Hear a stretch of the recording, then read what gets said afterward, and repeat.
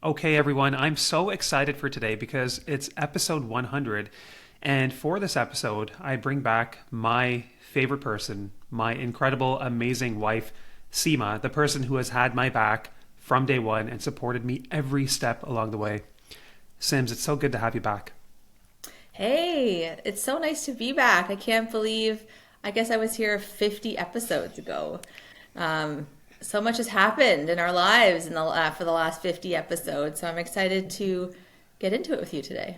Yeah, it's been basically 1 year on the dot, and you're back by popular demand. There have been a lot of people who've told me your wife was so incredible, and I told you this from day one that you are such a natural at this. You've always been so good at asking questions, and I feel like 5 years into my podcasting journey, I'm only starting to scratch the surface of how to ask questions the right way. So I've really been catching up to you this whole time. So You're doing a wonderful job. So, Sims, a lot has happened though since we last chatted. Maybe give everybody a quick update on what's new in your life. Yeah, for sure. So think if I recall correctly, when I was coming on the last time, I was just exiting a mini career break. So I was at RBC and I decided to leave the bank, take the summer off, spend time with you and the kids, and it was an incredible summer. And I think I teased in the episode that I was just about to start something new, but couldn't quite share the details of it. But obviously now I can. So after leaving the bank, I went and joined Ezra. So for those of your listeners who don't know who Ezra is a digital coaching provider who is just quite simply trying to make access to a coach more scalable and accessible for bigger numbers of people in an organization. It's proven that people get such benefit when being able to get coached and have a confidant to share their challenges, seek guidance and advice. And so Ezra is really on that mission to just make that easier for companies to do. And so when I was there, I had the incredible opportunity of building some of those coaching products. So the products that people in all sizes of organizations were using, I had an opportunity to kind of contribute to the build and the strategy behind those products. So it was an awesome experience. I learned so much from such smart people who are real SMEs and experts in the coaching space, and I loved it. It was awesome. But then kind of got to this period where I had the opportunity to stay at Ezra, but I also had this, I'm going to call it like a nagging pull in the back of my head. And just really quickly, again, your listeners probably don't know this, but my family has a company in the pharmaceutical industry, and all of my professional career, it's kind of always been there as a potential option for me to explore and do something with. But I always chose to kind of carve my own path, do my own thing, and I'm very I'm very respectful. I respect the fact that I chose to do that and chose to get those experiences. But following the Ezra endeavor, I realized that I think I need to give the family business a shot. It's going through it's a really interesting time for the company, and the experiences that I've had, I think now lend themselves well to the company and kind of where it's going. So I'm now working with my brothers, which has been a tremendous experience. You know people in as a sibling, never really getting to see them in the work world and in their kind of work environment. And they're fantastic. Like, they are such strong leaders. They have so much respect. And I feel like I am learning so much from them every day in how they carry themselves, how they lead their team, how they lead the company. And so it's been about, I guess, 4 months into the family business. And gosh, part of me feels like I should have done it sooner, but I'm very happy that I'm there now. It's really nice to hear you talk about your brothers in that light. And you don't get to experience that until you're finally working with your family. But Sims, one thing I have to say is I'm really proud of you for on this journey paving your own way. I know that that opportunity was people were asking you to join many times, but you continue to pave your way and find different experiences for yourself. And I think you summarized it really nicely. you're entering now the family business at a time in your life where you've gained a lot of knowledge along the way. And I think that the impact you're going to have is going to be big. And I'm really proud of you for the way in which you've done this. So I want people to know that. Today, Sima and I are going to unpack our journey, and we will talk about some of the big decisions that we have made as a couple and as a family over the years. So, Sims, let's just rewind the tape a little bit and go back to, I'm not going to embarrass you with dates here. You know I love dates, but we're not going to get into the nitty gritty today. But 2013, so we got married in November 2013. And before we got married, we had a big decision to make. So it was in the fall where I was trying to decide, where are we going to go for my fellowship after residency? And in the early fall, an opportunity came from San Diego. And the other option was going to be putting that aside and maybe waiting for something closer, ideally in Toronto. That was going to be the more comfortable and safe route. That was going to be an option, in fact, where we were going to get, at least I was going to get, a proper salary. And San Diego was going to be a path that was only going to pay $10,000 of a stipend. That's it for the entire year. And I was doing what I usually do, making spreadsheets, going through all the pros and cons. And then I posed this decision to you, and I felt like you broke it down so simply. Do you want to talk us through like what was going on in your mind as we were making this decision? Yeah, for sure. Wow, it's fun to think back to those days. So I appreciate that we're going to talk about it today. So yeah, I remember you came to me and you were like, Seema, I have the opportunity to go to San Diego, do my fellowship there, or to stay in Toronto and do it at, I think it was St. Mike's. Is that right? Yeah, it was going to be across the various hospitals, but just to give people the full picture, that offer was not there yet. This was a what if, but a hopefully. Anyways, go on. Got it. Right. So clearly my memory is invading. But yes, I remember this decision, go to San Diego or stay local in Toronto. And I think there were things we had to weigh. So it was weighing the opportunity to have a really tremendous life experience living in a completely different country and a really awesome state and in an amazing city, on, as you said, little income. We had to kind of be clever in how we get by, or to stay somewhere local where career certainty was probably there. I mean, I was working in Toronto at Deloitte, so like I had job security. You were about to go on this fellowship where, if we were to like put a bet down, you would probably end up also having job security coming out of that fellowship. So it was this like weighing of job security and just being in a place that we know versus going somewhere else where we know nobody. We know that there's not going to be security there unless we both choose to like uproot our lives from Canada and make America our home for good. But I think for me, it was this opportunity of being like, we have the chance to do something really different. Like, let's not be safe. Listen, I'll quit my job. Like, that's okay. I'll take some time off to go with you and do something that's going to be something that we talk about for the rest of our lives.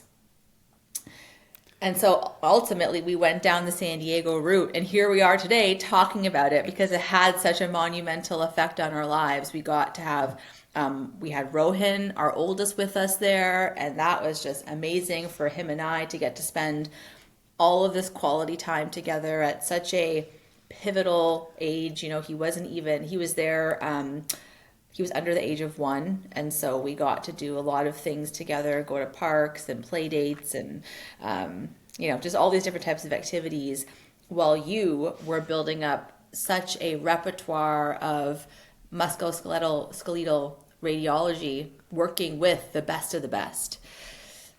So I said a lot there, but I just feel like it was such an important time for both of us, but in different ways, and then also together as a new unit of 3.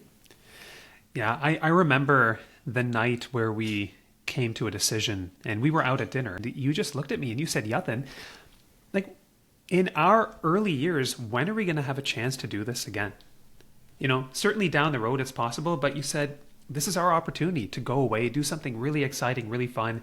And you have to pick San Diego. Like, this is a no-brainer. And I think one of the lessons that I learned from this, Sibs, is I tend to be somebody who I will go deep on certain decisions, and I will make spreadsheets. I'll do a lot of thinking with my brain, but then it's important to sometimes just, what are you feeling with your heart? What are you feeling with your gut? And sometimes you have to take those jumps in life. And little did you know it, but I really feel like at the time you just ripped out a page from that book, Die with Zero, that I love so much, my favorite book this year. And you were really living that.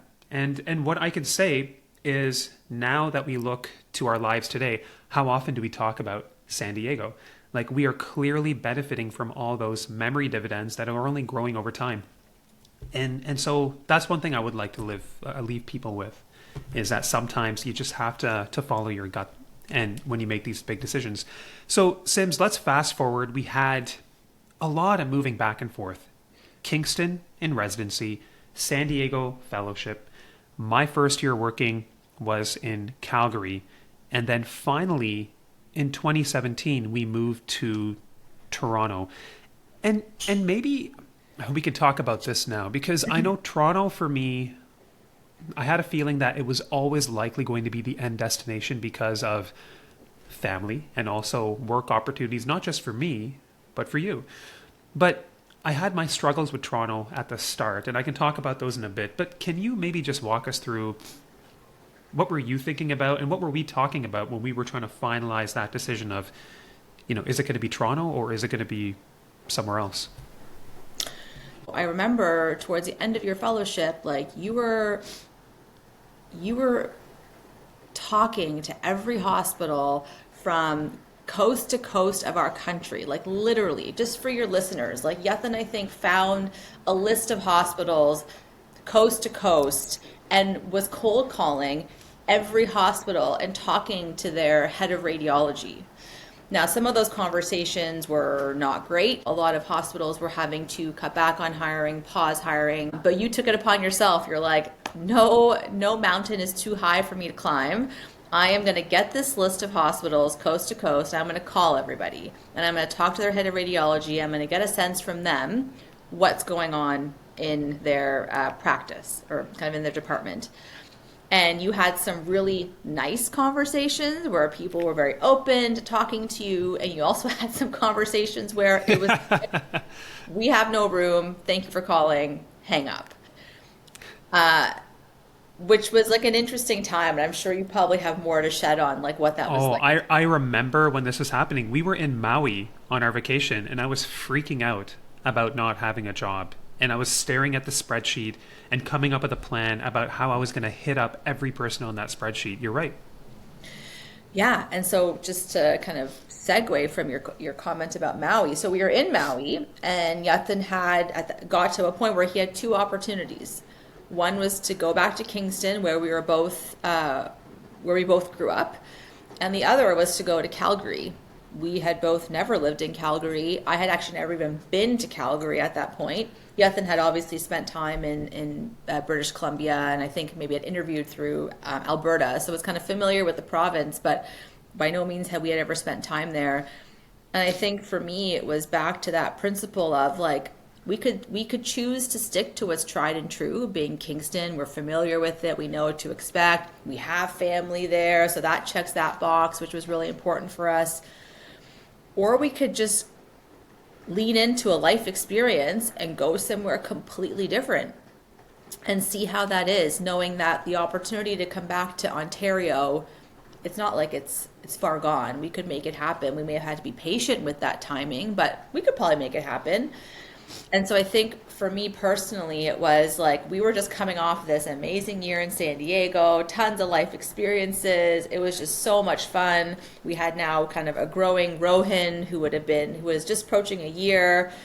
And for me, I was like, let's just go with what we don't know. Let's go into the unknown. And let's go to Calgary. It'll be really fun. It'll be exciting. It'll be different. And everything else will fall in its place once we make this decision. Yeah, I remember you were excited by the prospect of Calgary, that novelty, just growing as a family, and then eventually getting to the point where I think your work opportunities too would have been much more robust in Calgary compared to a place like Kingston. So Calgary was, wow, that was fast. That was about 10 months. We had Zion. Zion was born there. We bought and sold a house. Fortunately, broke even on that roller coaster, and then we ended up in Toronto in 2017. And I do want to say that Calgary for me professionally was incredible. I met some wonderful people. I was working with a very busy practice, and then I got a lot of experience in pain medicine under my belt, and I kind of brought that with me to Ontario. And so, Sima, I think it's safe to say Calgary was an opportunity for us to grow as a family. And then we ended up in Toronto. And I think, correct me if I'm wrong, but the driving factor to come back to Toronto was family. I threw in an application for North York General back in December of 2016. As I was traveling in South America with my sister and my dad, I was sitting in my hotel lobby in Buenos Aires in Argentina. And then lo and behold, there was an invitation to come and interview at North York. And I was like, oh my God, okay. And so we went and it all worked out. And I think family for sure was the driving factor to come back to Ontario. And I will recognize I struggled with Toronto at first. Very, very hectic, spending a lot of time driving. Growing up in a small town like Kingston, those were challenges for me. And then over the years, though, if I can kind of map out the major benefits of where we are now, family for sure. I had a really interesting conversation just last week with one of our trainees, and I was asking him, where are you going to end up? You got family in Toronto, you got family out west, you're training out west. And then he actually summarized it really eloquently. He's like, I really believe like long term, you kind of go where the people are. And I said, I agree. He's like, because, your geography can be beautiful. That's always going to be there. But human nature is to eventually start to take things for granted. You end up in the beautiful West Coast. Yes, it's beautiful. It's probably not as beautiful in your mind as it is on day one. And so I think that's what pulled us back to Toronto, family. We can always travel to these other places. The other thing I love about Toronto is being able to have access to trips anywhere we want. And the third big thing, Sims, I think is just diversity. I kind of see who the kids are going to school with, and it really, it really warms my heart to see that happening and for them to be in that environment. So that's my take on Toronto. I don't know if you want to add anything there, but I want to give you that Yeah, chance. I think I will actually. I will add that before we moved back to Toronto, we were out of the Toronto scene for close to 2 years, if not more. And so Toronto had changed a lot in that time. And for context, like Calgary is a much smaller city. It's really easy to get around. You're not spending a lot of time in a car. You're not navigating kind of the traffic and everything else in between. And so coming back to Toronto, like while it was really exciting because we had family here, for me it was also a huge shock to my system. It just everything got bigger about the city. There was just more cars, there were more pedestrians, there were more bikes, like there were just more of everything. I forgot what it was like to have to navigate these big highways and traffic, and like honestly, it was a big shock. And on top of that, I think I also lost sight of what were the right neighborhoods to live in. Like I was never familiar with like North York or the east end of the city or like north of Toronto. My family was in Oakville and High Park. And so I was very familiar with like the west end, but like the northeast part of the city was just like was very different for me, new territory. And for you too, you had never spent time in Toronto in that way. And so I think we got the right help from the right real estate agent. We had to lean on family to go look at places for us while we were in Calgary. But it was a shift for sure. I think one of the best things we did was rent for 2 years just to understand the GTA, where we wanted to be, and what worked for us geographically. And then in 2019, we decided to buy a house. One of the things where we have maybe had a bit of a different approach is I think we're talking more about it now, but it is the concept of spending money to renovate the house, to make it your own. And I know that it started with the kitchen. Sims, you were really excited about that. You did a great job steering that. And then I think you were bringing up like, let's change the bathrooms, let's upgrade the banisters, the stairs. Let's really spice this place up. And I know that for me, one of my struggles is obviously we all have preferences in terms of where we want to spend our money. And I think one of my weaknesses, in fact, is I had a tendency to sometimes delay gratification a little bit too much. Like I would often respond with, "Yeah, we could spend the money here, but I'd rather invest the money and have it grow for later."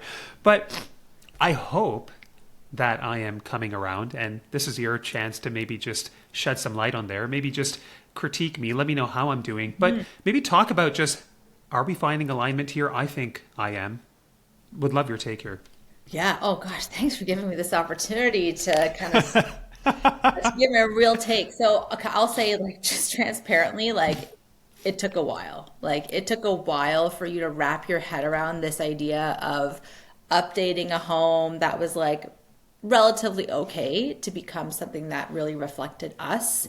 Um, I've learned to you need to like plant and seed ideas with you early and often for you to like Mhm. come around to it. You got to share stories of other people or things that you heard where they made a change and like the benefits that they're seeing from that change now. Like it's quite strategic with you in that regard, to kind of get you to get you to come around. So I think for you, it's like yes, so you said I could use that money and invest it other places, but I think the other part of you is like, oh, that's a big change. There's going to be a big dollar value tied to that change. Uh-huh. I want to Uh-huh. spend that money. So it's like you can go quickly to the payment and like the financial hit versus realizing you're going to create something that's going to be a reflection of you and that you're guiding and steering, which is kind of what you do when you invest, right? Like when you invest, you're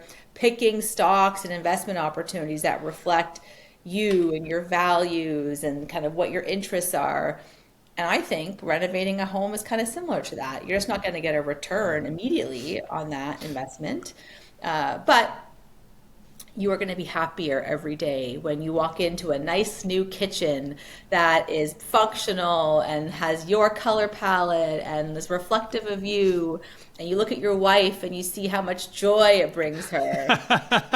That's the return on investment when it comes to renovation. Yeah, you know what? So it has taken me a while to come around to it, and I think the experiment we were doing last year was kids are at a new school.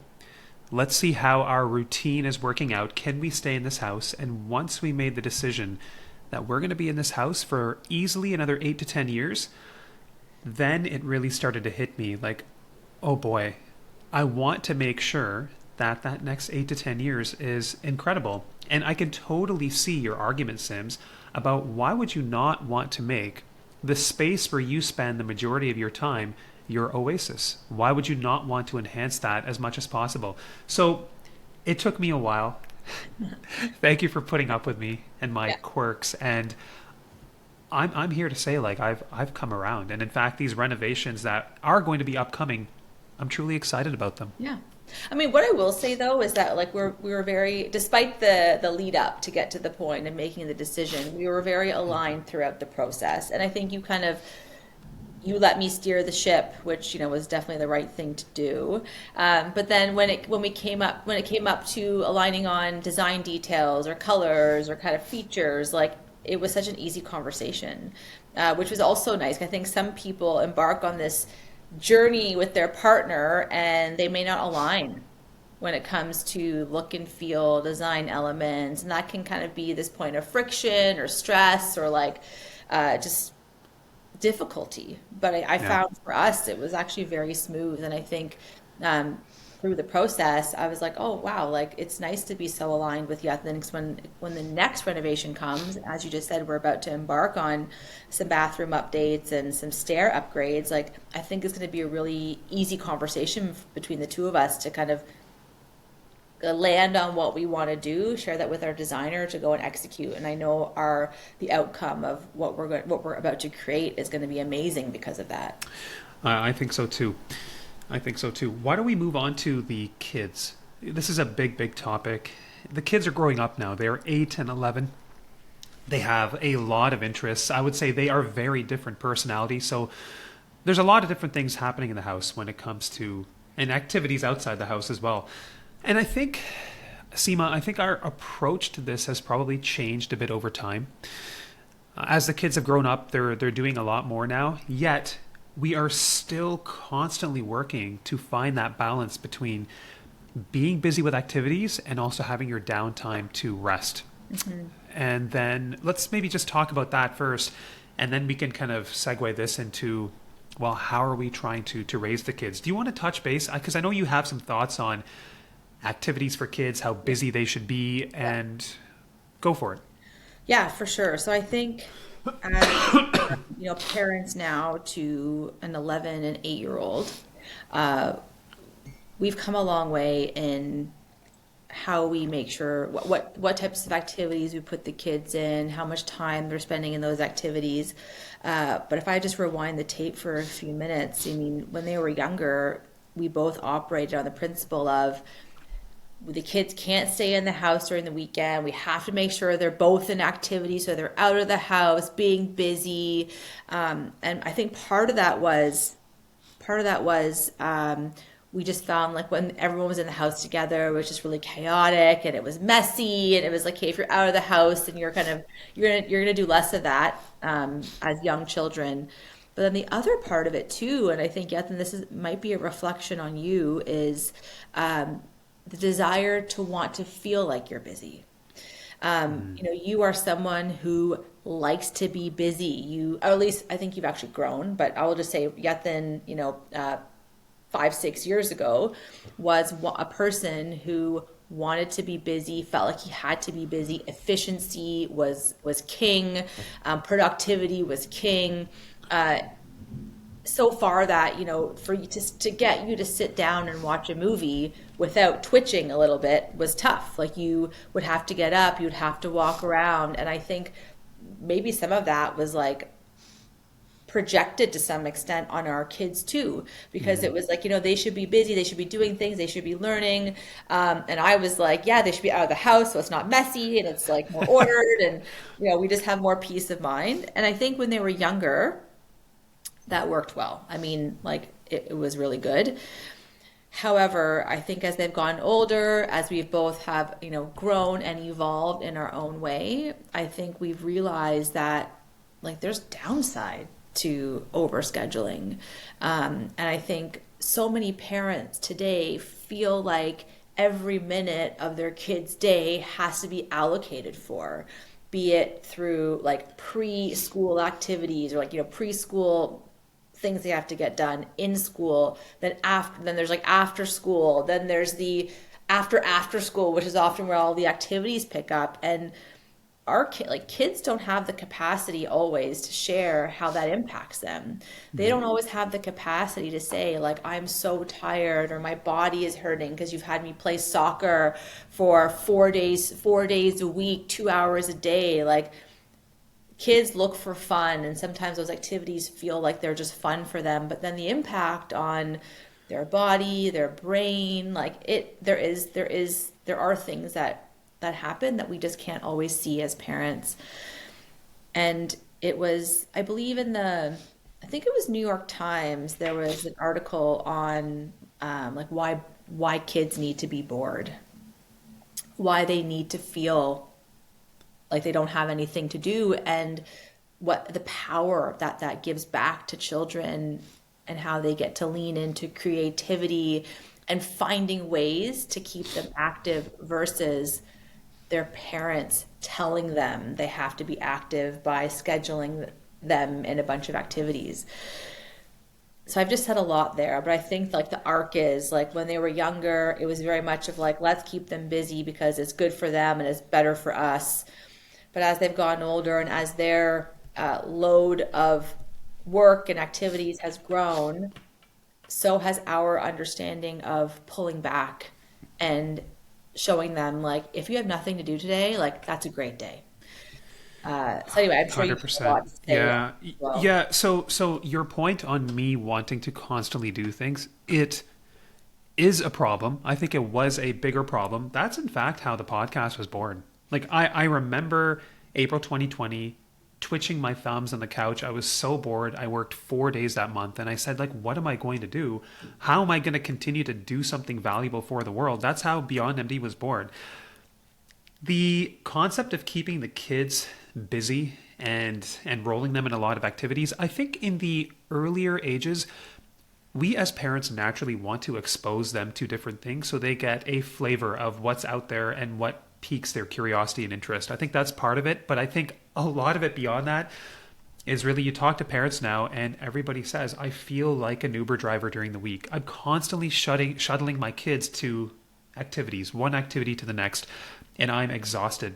And so I think that reflecting on our experience, talking to other parents, I think over time we have realized the importance of maybe scaling back a bit or just doing fewer things with a bit more intention. Like Rohan, for example, is pretty much all into soccer, but he realized that he had to give something up along the way. So he had to drop hockey. And he realized for himself that was a better fit. And similarly with Zion, he's got a bit more of a artsy side, loves to read, make comic books, but he's got one or two sports here and there. Again, doesn't have to do everything. So I think we've gotten a bit better there. Your point about allowing kids to be bored, I think it's such an important one. I know you read The Anxious Generation. I have not read that book yet. But I think part of it is, Sims, when I look back at our upbringing, we were way less structured. We were allowed to just hang out as kids. We were allowed to hang out in the house, watch a few TV shows, be bored. I guess one thing that I think we are doing well is I was talking to the kids about this today on the morning commute. I said, guys, I think we are a reading family. We're a family that likes to read. And I think we're all there. And that makes me really happy because that's a great way to spend some time. I'm curious, though, what can we do more of to embrace this boredom that is really, really important in our day-to-day fabric? Wow, that's such a good question. I think for us, we're getting to a point where because the kids are getting older, I mean, we often will ask them like how like with Rohan, Rohan, how is soccer going? Are you still having fun with it? Do you feel like it's too much? Like we're finding ways to just check in with them to get their feedback on how they're finding it. So we open up that communication channel, and we're also very transparent with them by saying, if you're not enjoying it, you're not having fun, like we don't need to Totally. continue with this. Totally. And I think that I feel like gives Rohan a sense of relief, knowing that he has a choice in this, and through that choice, he can choose to spend time exploring other activities or to do nothing. Similarly, we're also making sure that the kids are listening to their bodies. Like Rohan has been having some knee pain. And so we're like, hey, listen, if you're having knee pain, like don't push it, rest. And again, giving them that permission to speak up and say, you know what, mommy, papa, like my knee is bothering me today. I don't think I should go to soccer. And I feel like Rohan is showing such maturity through that. Like he's making decisions that he knows is going to be better for him. Which I mean, as a parent, like that's like the ultimate thing that you'd want to see. And so I think we are trying to test new ways to make sure that we are giving kids that space to either, choose to be bored by not pursuing an activity or by staying home. Like on Sunday, we were just home the whole day. I know. That would have been hard for me a few years ago. Yeah. But it was a great day. It was Yeah. a wonderful day. And that's the other thing I just want to mention. I used to be just harping on efficiency in every aspect of my life. But now the way I guess I'm trying to challenge myself is, okay, how do I get 1% better every time I do something? And that's even just spending the day at home and being okay with that. Like, how do I get 1% better at that the next time? And I think that's important too. Why don't we just touch on travel a little bit, Sims? Because I know we made some very conscious decisions as a family, especially in 2023, that we were going to stop delaying gratification forever and that we were going to start living these amazing experiences now as a family while we are all able to do it, while we are young and healthy and able to create these memories that are going to last a lifetime. Maybe just touch on what has travel done for you and also for the kids. Yeah, I mean, I think we're becoming a travel family. The boys like they relish the idea of jumping on a plane and going somewhere. I mean, just for maybe a fun story. This summer, I took a couple trips with my girlfriends. I went to Kelowna with some Oh yeah. girlfriends, Yeah. and another set of girlfriends and I jumped the pond and went to Paris to go see a Beyonce concert, which was an epic experience. Yeah, we're keeping track of all these trips, by the way, or Yes, at least and Zion is at least. Yeah. that's exactly it. Zion is keeping track. I mean, I think he pulled you aside and was like, "We need to get back at mommy for taking all these Oh, trips without us." Like oh yeah. they, yeah, Yeah, he actually said, he's like, hey, Papa, he's like, we need to get revenge on mommy for these trips. I was like, buddy, that was so revenge funny. is the wrong word. You and I, we can have our own trip. We're going to figure this out. Yeah. Yeah, so I think, just shows like they're like, wow, mommy gets to go on this trip on a plane. She gets to go somewhere different, eat some amazing food, see some culture, and like, they're envious of that. And so, and they only gotten to that point because we've taken them on some incredible trips. We went to Italy and Portugal, and we went to Quebec City recently, New York, like Vancouver. Like we've kind of done a bunch of big and smaller trips with the kids. And I think that they're enjoying it because they like to do the stuff that we like to do. They want to go to really amazing restaurants and eat awesome food. They want to walk around with, in their case, a steamed milk and a sandwich and like take in the culture and sights and sounds of the city. They want to go to the spots that the locals go to see like how is life lived outside of Toronto or Canada. And those are all the things that we like to do. And so they are getting so much from that, as travel does with everyone. You learn about the world outside of what you see every day. And so going back to your question, like for me, travel now has been just that, an opportunity to see the world with you and the kids. And you are by far more adventurous than I am. So you even push me to do things that I don't want to do. I mean, case in point, in Quebec City, we walked across that suspension bridge and like, I mean, you and the boys were just like running across this bridge, which for context for your listeners, like this suspension bridge is on top of a waterfall that is higher than Niagara Falls. And so like there's only a cliff underneath you and this bridge that, gently moves with the wind. And my knees were buckling. I wanted to give up. I looked in front of me and Zion was literally skipping down the bridge, got With to an the ice cream in middle. hand. Yeah, yeah, exactly, with an ice cream in hand. And I was like holding on to the side, like just hoping and praying this was not going to be my last breath on top of this suspension bridge over a massive waterfall. So, but you like your desire for adventure and the boys' desire for adventure pushed me. There was no way I was not going to do this. Like I can't. That just looks poorly on me. I should have enough stamina and strength to do it, and so I did it, and I felt amazing after. But I think this is like what travel and these experiences do. They push you outside of your comfort zone, which is so important for everyone to get to experience. You know what the kids said to me when we came back from Portugal last summer? We were driving, and then Rohan told me in the car, he said, Papa, I noticed that people in Europe, like where they live, their homes are a lot smaller, and I come back home and we have so much space. Like we're really lucky. And I was just like, thank you. Like this is exactly what I wanted to happen, and it did. So I think it just makes them a little bit more aware of what life is like in other parts of the world, and truthfully how good we have it over here, and to be grateful for that on a day-to-day basis. Now, one thing, because I don't know if I'm coming around to this, Sims. You can offer your take here, but there was it was the day we were flying back from Lisbon. Rohan had to use the washroom. He went to the front of the plane, and then he got that glorious view through the curtain into business class. And he's like, oh, Papa. He's like, what's that? I literally opened the washroom, and I shoved him in as fast as possible. I was like, bud, you don't need to see this right now. Just get in. Come join me at the back of the plane. He was literally right at the back. Okay.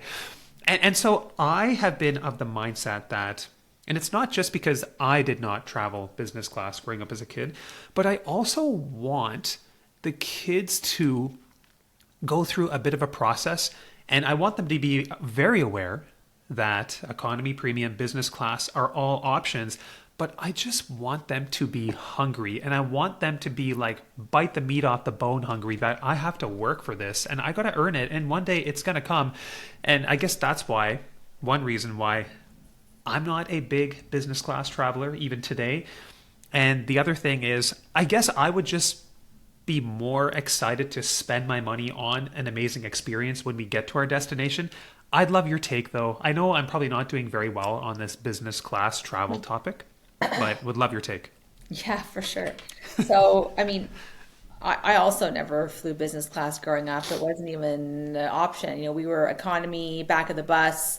I never really got the taste of business class until we were on our honeymoon, where we kind of got a kind upgrade from Cathay Pacific.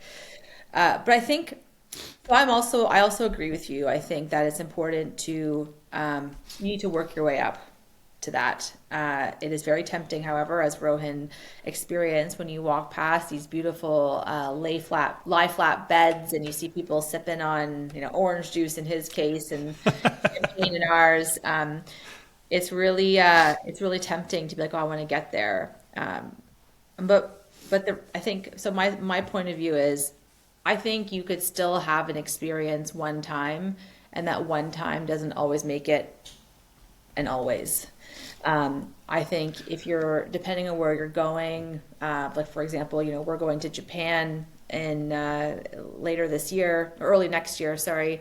And we had a conversation about that. You were like, I want to go economy. I don't care if it's a 14 or however many hour flight. We're going to do it. And I was like, no, we're not, because we want to be we want to be rested and ready. We are going halfway around the world. We have no time to spare. Like we should be arriving in a way that's we're going to feel like we can just, feel the impact of time change a little bit less.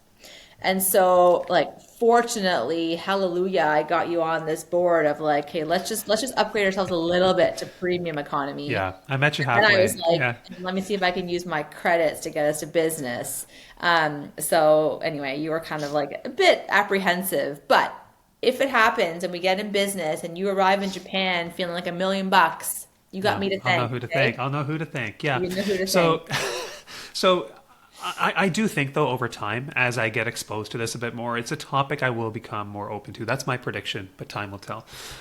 Why don't we just kind of wrap things up with allocating money, investing? I don't know how much you want to talk about this, Sims, but like rewinding the tape on this conversation, I think you said that when it came to home renos, this was a seed that had to be planted with me several times. Now, when we go to investing, you know that I am full on passionate, just truly obsessed with this topic. And I guess I could argue that for you to start thinking about this topic more, would it be fair to say that it took some conversations to get you a bit more into it and a bit more excited? Fair to say? Yeah, yeah, for sure. Yeah. Okay. Um, in terms of decisions that we had to make, especially when interest rates were higher in the last several years, and now we've had interest rates falling down, we were always facing the decision of, okay, well, do we take this money and invest it for the long term, or do we actually focus on paying down our mortgage? I think we probably were we a bit divided there? Because I felt like for me, when the interest rates were very high, I was all about, yes, let's pay down this mortgage, let's control what we can control. But then as they started to come down, I think I told you a few times, I don't want to do this anymore. I want to like invest for the long term. I don't know if you have a take on this or you want to chat about it. Yeah, I mean, I think when it comes to paying down the mortgage, I've always been of the mindset of like your mortgage is kind of the biggest debt or debt that you're holding. Hmm. And if you have an opportunity to pay it down quicker, so you're that much less in debt and you have that much more freedom when it comes to your finances, like you should do Hmm. it. Like to me, that's just a no-brainer. It's just like pay your house down as quickly as possible to get you closer to just having more having more flexible cash. And I think that you obviously you follow like the interest rates and you follow all that a lot more closely, and so you're making more educated decisions on the best path forward. I'm coming at it kind of like a bit naive and ignorant to like, sure, whatever that says, let's just like get this house paid off. However, I think that we're starting to kind of we met each other halfway along that process, and I think that we're seeming more aligned now on how to do it. Yeah, I think my argument for investing at certain times was we're still young, we still have a long runway ahead of us, and the earlier that we plant these seeds, the greater the chance we have of growing a tree that is going to bear fruit later on down the road. And we have to give enough time for those seeds to mature into that tree. That was always my argument along the way. However, I think I kind of met you halfway on this one too, because when things got expensive in the markets, and if there's an opportunity, I think I would kind of tilt back to, okay, maybe we can pay down the mortgage now. So a bit of back and forth. Sibs, I think one area where we were probably not united on was investing in real estate. And I think I have come back to you now on this. And if I can summarize, I think your mindset around this was, well, why? Why get interested in this? Why get involved with this when you know that there's a potential for your time to be taken up? You could have tenant issues, you could have property issues. And lo and behold, on one of the properties that I bought, which I will add a story, Sima was traveling in 2022 with her mom and her younger brother. They were going to New York City to watch the US Open. And I had just told Sima, like, hey, there's a property that I am eyeing, that I am thinking about. And you left that day, and then I called you that night. You were in New York, and I was like, Sima, I have something to tell you. And you're like, yeah, sure, tell me. I was like, well, you know that property that I was eyeing? I actually bought it. And I remember the look on your face. You were in utter shock. Like, this guy waits for me to leave town, and then he buys a property. Now, that property was a roller coaster. It had a lot of ups and downs. Fortunately, though, with pulling a few strings, getting the right property manager, and just playing the long game, it's turned into something beautiful now that actually flows quite a bit of cash. But I realized over time, Sims, that yes, real estate investing takes time. It's not passive. And I'm now back with you on this. I no longer want to invest in rental properties. I'm declaring that publicly. So you're probably pretty happy to hear that. Yeah, no, it's music to my ears. Thank you. It's just they take a lot of time, and they're an extra stress. You worry about your tenants, as you said, are there any problems? And I just feel like if you don't need to enter that stress into your life, like, don't. And so music, my ears are happy that you've declared this publicly, that Yeah. you're going to stop No all. more properties. No more properties for me. Good. Okay, Sims, let's wrap it up with like the next 5 to 10 years. What do you want your life and our life as a family to look like? Oh, I like this question. Okay, I'm going to answer it in kind of three buckets. So I'm going to answer it for me, for the kids, and then for us as a family. And so I think for me, I want to continue to learn and challenge myself professionally. I would love the opportunity to continue working with my brothers and the family, and maybe even supplement that with some other type of work, be it through board work, or maybe this will make you feel happy. Maybe I'll explore coaching. I know you've always said that that's something that I should be thinking about doing. 100%. So, I Yeah. think that just all of those examples I just offer just give me more opportunity to stay curious, continue to kind of push myself into new areas. I am a generalist by nature, and so the opportunity to continue building out my general knowledge of all different types of topics kind of brings me a lot of joy and satisfaction. So I would love to continue doing that over the next 5 to 10 years. For the kids, I mean, they are entering such a crucial, exciting, and important time of their lives. And so for me as a mom and as a parent, I want to just see them continue to grow and evolve into like really kind and thoughtful, curious humans who want to just do right by the world and also continue to push themselves in arenas that they may not know about today or are comfortable in today. And as a parent, and as parents for you and I want to make sure that we're able to cultivate that for the kids. And then I think for us as a family, I just we've built a really beautiful life. We're so happy. And I want to see us continue to kind of plant that seed and plant that flower even further and get new experiences by seeing the world. I want us to have a ton of fun, as I think we will along the way. And I want us to challenge ourselves, each other, to push our thinking so that we can always be the best that we can be, both individually and as a collective. Sims, I love that answer so much. Like you hit on so many important points. I'll have my take here, not a ton to add, but when it comes to the kids, I'm going to start with the kids. Bottom line, I want us to raise kids who know how to be present. I want them to be curious and I want them to be kind human beings. Like when I reflect on my upbringing, I wanted to be a doctor from the age of 5 because I looked at my dad and then quickly I trained my mind into thinking that, well, that's the path for me. But I want the kids to embark on a different path where they explore a lot of different things. They are curious, they are hungry to learn about everything around them. And I want you and I to do whatever we can to cultivate that. For us, I think that when I look at that triangle that Die with Zero kind of outlined, you've got money that increases with time. You've got your free time, and then you've got your health. Health, unfortunately, decreases with time.